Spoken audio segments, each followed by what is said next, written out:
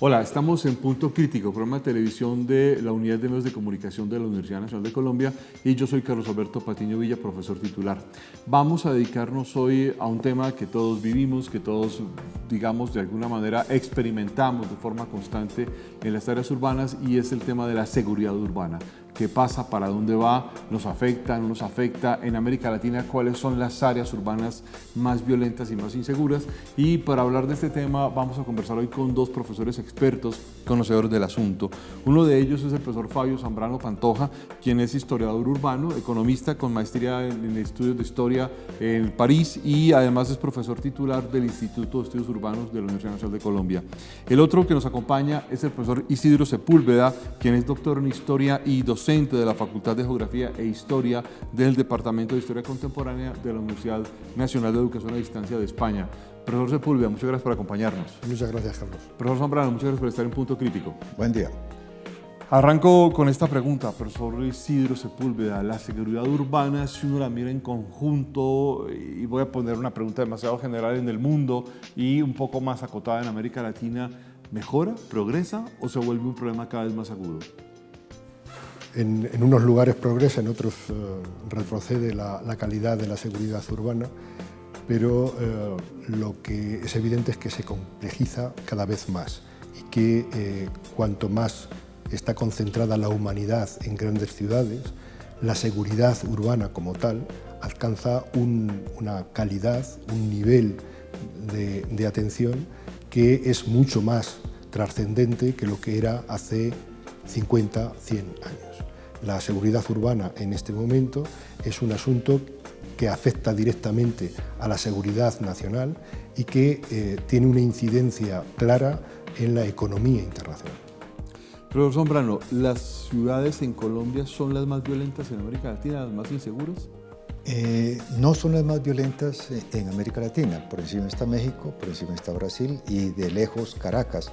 Pero tenemos un caso que desbancó a Medellín y a Bogotá, que es el caso de Cali y de Palmira, que son dos ciudades que al entrar en el corredor del tráfico de drogas hacia el Pacífico han generado una crisis de seguridad impresionante. Y son las dos ciudades que tenemos para presentar en este ranking nefasto de la inseguridad urbana en América Latina. En ese contexto, si uno arranca, digamos, a mirarlo mucho más en detalle en América Latina, ¿uno puede tratar de comparar América Latina con África? ¿Es comparable?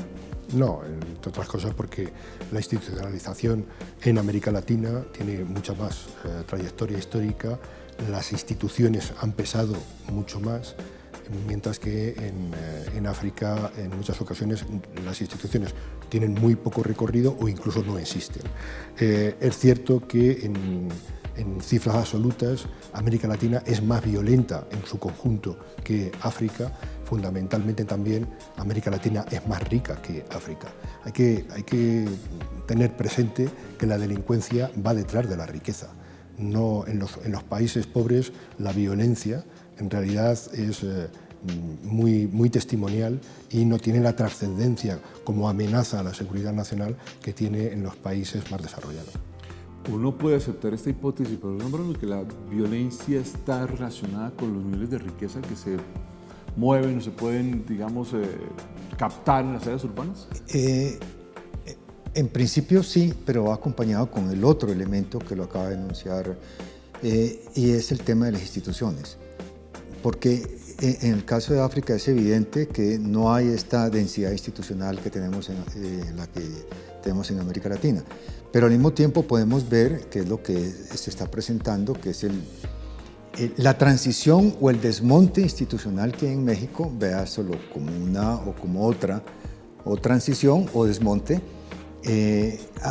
está generando esta disparada de violencia en México, relacionado con los niveles de riqueza, por supuesto. En este caso, por unas rentas que son las del narcotráfico, pero no solamente el narcotráfico, también está el tráfico de armas, porque México es una bisagra de armas de Estados Unidos hacia el sur, pero también de personas del sur hacia el norte. Y ahora están apareciendo otros tráficos como los de productos naturales que están movilizando. Por lo tanto, México en este corredor está sufriendo bastante. Y el desmonte institucional o la transición institucional que está viviendo México está en un momento complicado. Usted conoce bastante bien los sistemas de seguridad en América Latina. En el caso de México, en esta perspectiva que apunta el profesor Zambrano, ¿qué es lo que determina la inseguridad urbana en México? Bueno, fundamentalmente es la lucha por el negocio, y el negocio del tránsito de unas mercancías con unas plusvalías exorbitantes que entran en México o son creadas en México y van prioritariamente a Estados Unidos, aunque ya no solo a Estados Unidos, ya se exporta también desde México a Europa. Lo que hay es una lucha por el control de estos tráficos.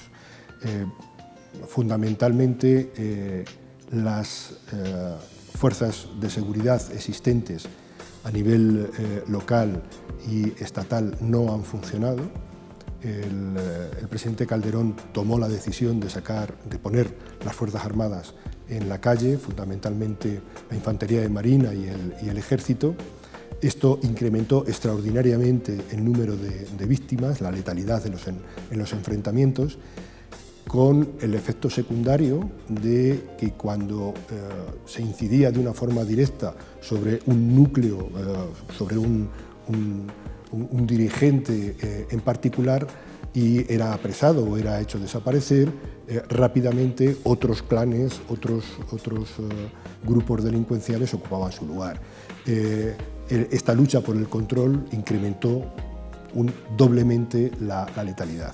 Con Peña Nieto, que se pensaba que el control político de las instituciones podría hacer disminuir de una forma ostensible la letalidad, no fue así, muy al contrario, y para sorpresa de muchos, la presidencia de AMLO, lejos de reducir el número de víctimas, lo que ha hecho es incrementarlas de una forma sustancial desde el momento en el que ya no es que solamente hay unas luchas encarnizadas de cárteles locales, sino ya hay una presencia importante de cárteles internacionales. En ese contexto, profesor Zambrano, yo quiero ir comparando estos, digamos, asuntos. Es necesario, digamos, comparar estos asuntos internacionalmente con lo que pasa en Colombia.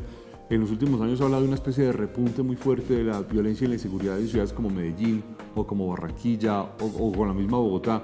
Y usted hace un momento nos decía que las ciudades más inseguras y más violentas en este momento son Cali y Palmira. Bueno, ¿cómo es el contexto nacional? Sí, Cali, Palmira y una ciudad que viene en ascenso y que no le hemos puesto mucha atención es Cúcuta, porque Cúcuta es el pivote del conector con Venezuela, pero no solamente con Venezuela.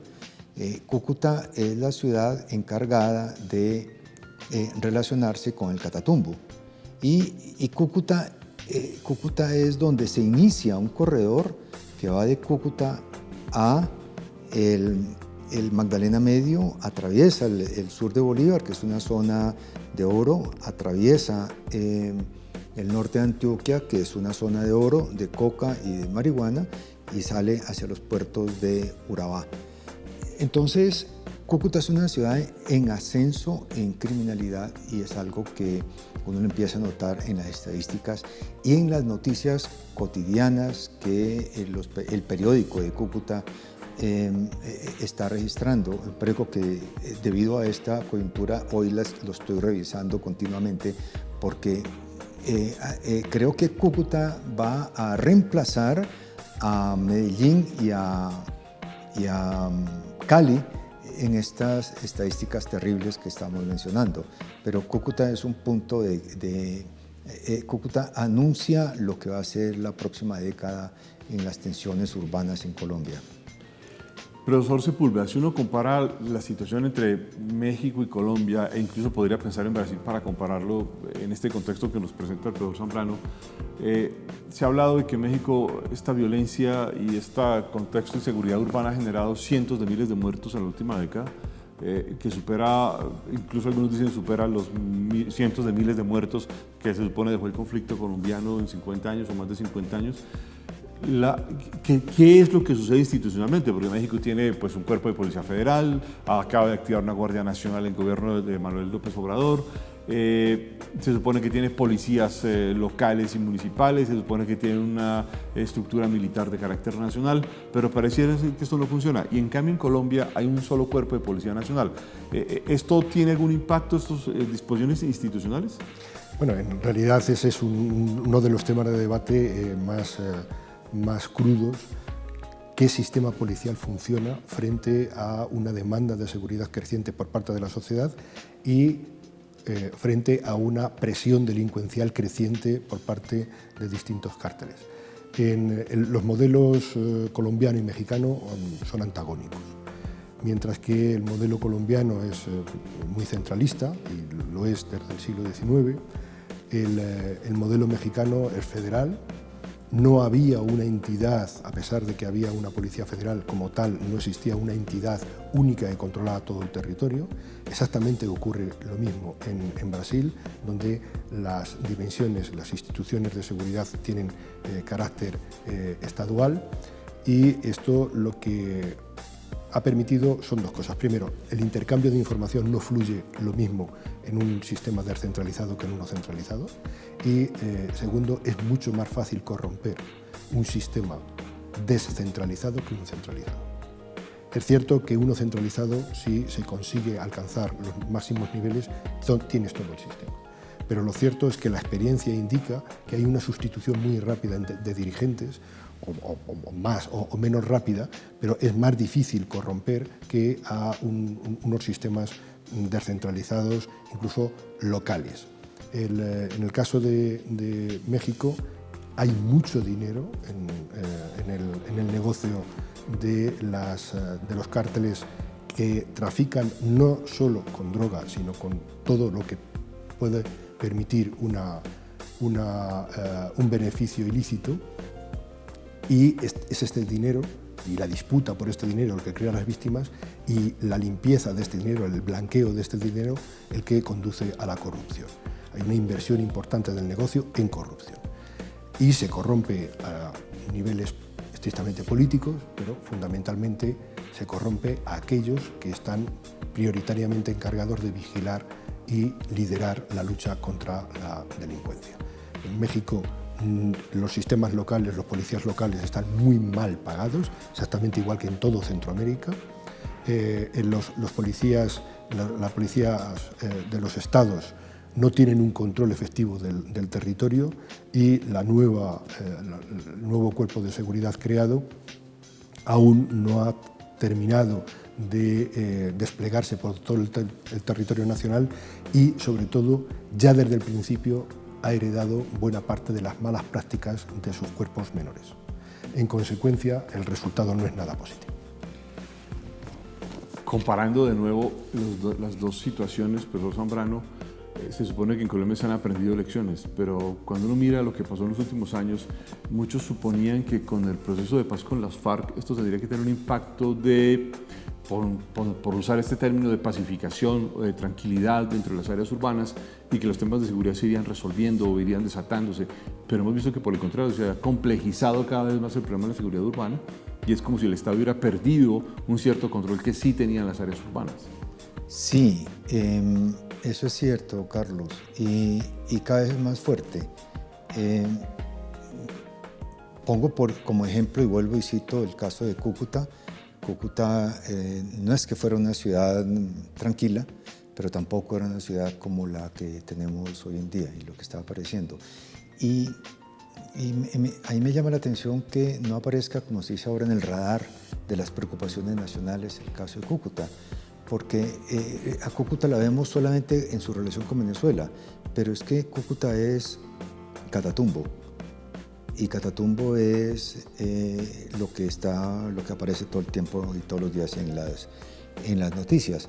Por eso lo que yo percibo es que como que si no tuviéramos una comprensión territorial de los servicios urbanos que prestan ciertas ciudades a territorios o inmediatos o poco distantes, territorios de muy complejos de frontera agraria, de poca presencia institucional, territorios donde se genera altísimos niveles de riqueza y que son territorios de altísima violencia, pero también que son territorios que atraen mucha población, Carlos, porque lo que uno ve es que las ciudades que más crecen en Antioquia, por ejemplo, son las ciudades más violentas, es decir, las del Bajo Cauca y las de Urabá.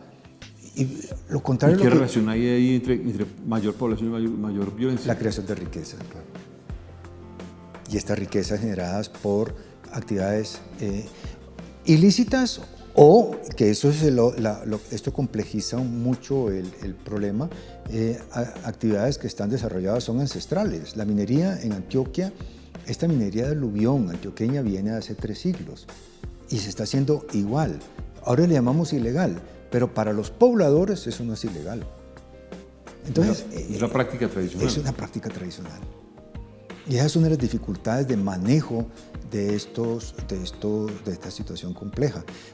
Igual el cultivo de coca, no la cocaína, el cultivo de coca, para los cultivadores de coca que están en la frontera agraria, a cientos de kilómetros de lugares poblados, para ellos eso no es delito.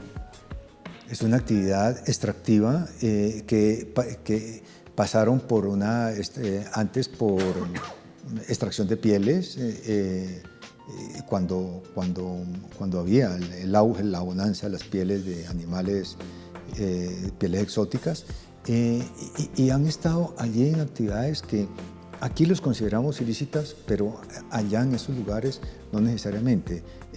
Por lo tanto, hay ciudades muy grandes y muy poderosas, muy ricas y con una actividad urbana bastante importante, como es el caso de Medellín, Cali, Barranquilla y Cúcuta, por ejemplo, que prestan servicios urbanos de mucho tipo. Uno de ellos, el lavado de dinero.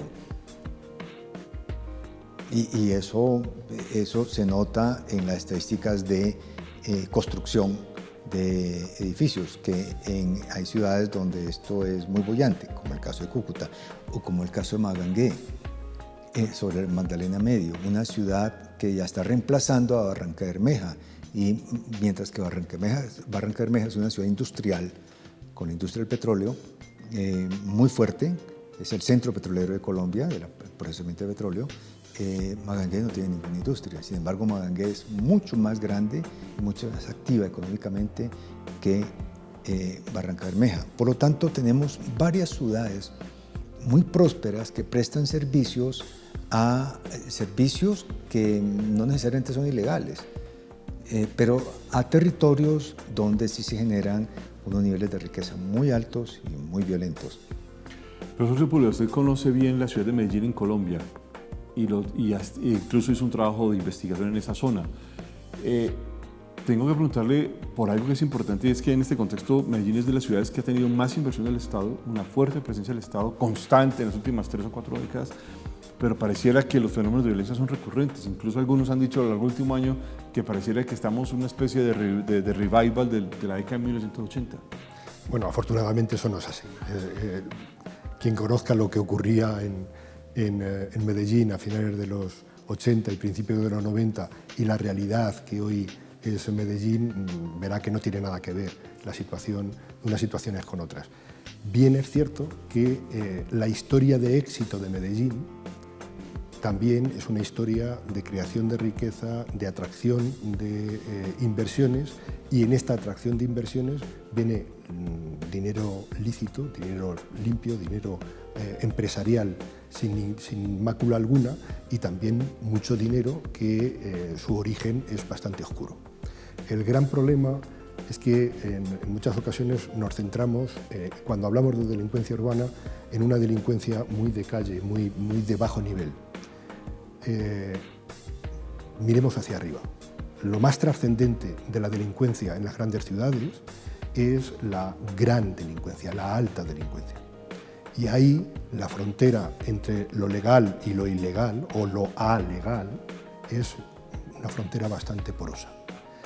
En el caso de Medellín, que repito es una historia de éxito a nivel internacional, con una proyección realmente internacional. Lo que se está produciendo es una madurez de los grupos delincuenciales que, sin perder el control de la calle, del menudeo, están dedicándose ahora también a negocios de altos vuelos y que dan muchísimo más dinero que el propio menudeo o el propio cobro de las presiones diarias por la vigilancia. En Medellín se ha concentrado mucha riqueza y cada vez hay una actividad delincuencial de cuello blanco, llamémoslo así, que es lo que está revertiendo la idea y la imagen de Medellín como una ciudad brillante y de éxito, pero que la convivencia entre ambos Medellines va a multiplicar la riqueza local, que todo el mundo lo tenga claro. ¿Nos hemos equivocado en los enfoques académicos y teóricos para entender la seguridad urbana? Y no solamente la seguridad, la ciudad. Y no solamente la ciudad, sino la relación con el campo. Yo creo, Carlos, que hemos montado unos esquemas analíticos muy fáciles y muy seguros y nos hemos quedado allí. No entendimos bien el conflicto, no entendimos bien el problema agrario, no entendimos bien las causas de la violencia, no entendimos bien el tema de los orígenes de estas violencias actuales, entre otras cosas porque nos hemos quedado con esquemas muy formales de los conflictos en Colombia. Es mi impresión. Hace rato insisto en que debemos darle otra mirada al tema agrario. Y vuelvo y regreso a lecturas de, otra vez hay que leer a Orlando Fares Borda, de lo que escribió en los años 40 y 50 para entender el tema agrario. Y creo que debemos dejar a un lado estos esquemas que elaboramos en los años 70 y 80 que ya no sirven. Y entre otras cosas, porque, por ejemplo, en estas discusiones que estamos planteando, en estos temas, para nada ha aparecido el tema de la política internacional. Y ha sido, en el caso colombiano, en el caso europeo no tanto, en el caso colombiano, en el caso mexicano, definitivo. Cómo tomamos decisiones nosotros sobre narcotráfico, no somos autónomos para ello, ni siquiera para leyes sobre consumo, ni siquiera podemos discutirlo a costa de perder la visa para entrar a Estados Unidos. Podemos discutir si vamos a fumigar o no fumigar. Entonces, tenemos una serie de complejidades analíticas que yo creo que nos hemos equivocado, nos hemos quedado cortos, Carlos. Debemos construir nuevos modelos y nuevas miradas. Vamos con este desafío que uno podría pensar en un desafío teórico, porque además en la teoría social el tema del urbano no parece casar, no hay una explicación y seguimos ahí como de alguna manera faltos de un recurso teórico para explicar. Si uno mira en la realidad, ¿esperamos que esto se vuelva más crítico? ¿Esto va a tender a volverse más crítico o hay formas de resolverlo? Hay formas de resolverlo, pero reales. Bueno, hay formas y hay políticas y en esto la toma de decisión y la creación de políticas públicas de seguridad es muy importante. Se puede mitigar, no va a desaparecer. La delincuencia es la enfermedad social. Por muchos hospitales que tengamos va a haber enfermedades, por muchos policías que tengamos y buenas políticas de seguridad pública va a haber delincuencia. Por tanto, lo que tenemos que perseguir es mitigar el efecto y sobre todo la letalidad. No hemos hablado, pero esto es fundamental. Estamos en los albores de una revolución de lo urbano, en la creación de la Smart City, en el que la parte no material, la parte virtual, va a ser tanto más importante que la material. Y la seguridad en ese ámbito está por construir. Esto es todo un desafío cuando todavía no hemos solucionado los problemas que hemos heredado del pasado. Bueno, en este panorama tan complejo hemos llegado al final de este programa de Punto Crítico. Profesor Sepúlveda, muchas gracias por habernos acompañado. Muchas gracias, Carlos. Profesor Zambrano, muchas gracias por haber estado en Punto Crítico. Gracias por la invitación. Y los esperamos a ustedes en una próxima emisión. Muy amables.